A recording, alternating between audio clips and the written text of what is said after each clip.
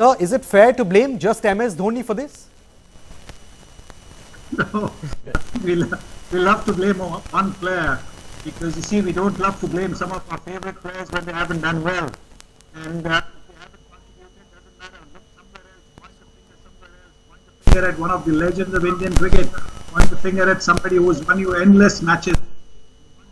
He's not able to put it off you, and you want to point a finger at him. That is typical Indian cricket. So I'm not surprised at all that people are blaming MST. What about the batsman, reputed batsman who was supposed to score, who didn't score runs? If they had scored runs, MST would not have had to bat at all. India should have won then with maybe just 2 wickets down, 3 wickets down. But the fact that they didn't score runs and MST had to go out to bat, and he held the innings together. If he hadn't, India would have been dismissed for maybe 100, 125, and that could have been an even worse defeat. So stop blaming MST. Look all around. It was a team failure. So I think, team batting failure, because the bowlers did well in restricting the team to West Indies to under 200. But it was a team batting failure. So blame all the batsmen, not just MSD. Absolutely, blame all the batsmen, not just MSD. And picking up from where you left off, sir, since we are talking about the batting collapse in Antigua, would you say that the current Indian batting lineup is perhaps a little too dependent on the top order, especially the top 3 or 4? Because there are uncanny similarities with the way, the Indian team performed also in the final of the Champions Trophy, where the top 3 fell early, and then that's, triggered off that collapse. Yes, I think, look, our top 4 batsmen, top 5 batsmen are world class, absolutely. The best in the world. There's no question about it. And therefore, yes, it is understandable that the team is dependent on them to deliver. But they are human beings, and they're going to fail the odd occasion. They might fail maybe 2 consecutive matches, which is what has happened. But the fact that you're playing players who can bat down the order at 7 and 8, and they are not able to come, yet maybe that is more of a concern, because for them to come in and slog the ball around when the team is 280 or 290 for just 2 or 3 wickets is a lot easier.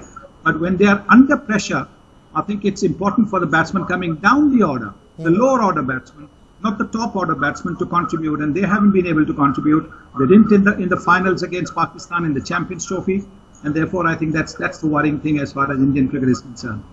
Right, this, to be very honest with you, sir, was a series where everyone thought that India would just go and steamroll the West Indies. Difference of 6 places in the ICC rankings, the Windies languishing at number 9.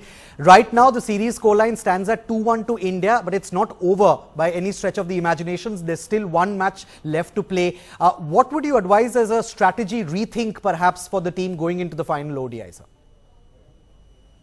Well, I think what has been really impressive has been the way young Kuldeep Yadav has come to the party. I think he's been absolutely fantastic, and he brings that variety to the bowling attack. And I think maybe if you looked at maybe another leg spinner, Kuldeep is the left-hand leg spinner, the Chinaman, and if you looked at the right-hand leg spinner who can deliver, I think it'll be fantastic. But I think India has just had 1 bad day, so I don't think we should get too worried about it. India can come back at Jamaica. They are going to play at Jamaica, which is a good pitch to bat on. The ball comes onto the bat quite nicely. Though I think it was a bit worrying the way some of our top order batsmen got discomfited by the short ball in the last couple of games. So that's been a little bit, disappointing. But I think they need to work a little bit on that in the 2 days before the final one-day game. But I wouldn't be too worried. I think in one-day cricket, there is going to be the odd loss for even the best of teams. And India is a top team. And that yesterday was just one of those off days. Now, there's so much talk really about who the next coach will be for Team India. Before we talk about the applicants so far, just going by the way Team India has played in the Caribbean in the 5 ODIs series that they are playing right now, would it be wrong to say that a head coach is not being missed, or would things have been different if there was a head coach? Well, I think when you get to the international level, you really need somebody who is more of a guide than a coach. I think you need somebody who is going to maybe put an arm around your shoulder when things are not really going well for you as a batsman or as a bowler. And I think, that is probably a lot more easier for the internationals to relate to, rather than, where you're going to actually tell them, play the ball this way, bowl in this area. But we just saw a little bit of footage just now which you showed, and where you can see that Ravi Shastri is talking to Shikhar Dhawan, talking to him maybe about his backlift. So with the experience that Ravi has got, Ravi actually was the one where the turnaround started for the Indian cricket team. Way back in 2014, when the Indian cricket team had lost in England, the BCCI asked him to come in as a team director. And I think he came in, and suddenly there was, you could see over a period of time that there was a change in the team's fortunes, the way they played.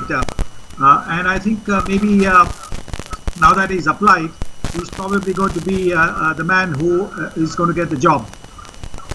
Right, that was actually going to be my next question, sir, to you. The final decision, of course, will be that of the Cricket Advisory Committees and the 3-member panel. But looking at the applicants who have applied so far, would you then put Ravi Shastri as the firm favourite to get the job? And you're saying that he is perhaps the front runner.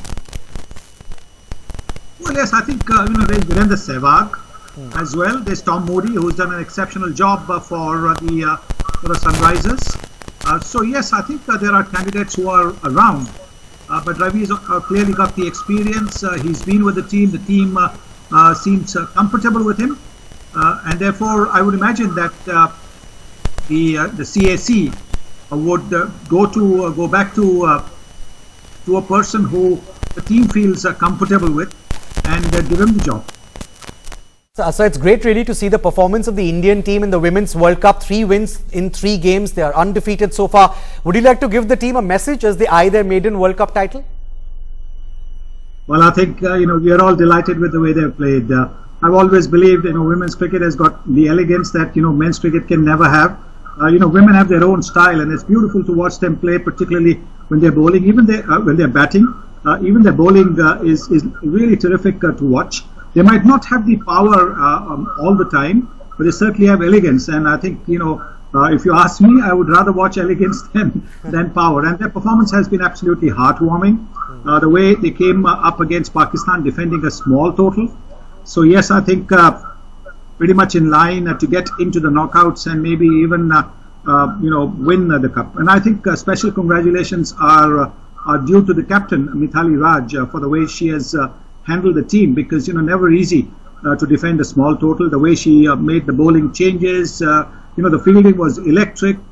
So all round, I think it's been a fantastic performance. Really, really heartwarming. Great to see, and I do hope they go all the way. So my simple message to them is carry on playing the way that you have.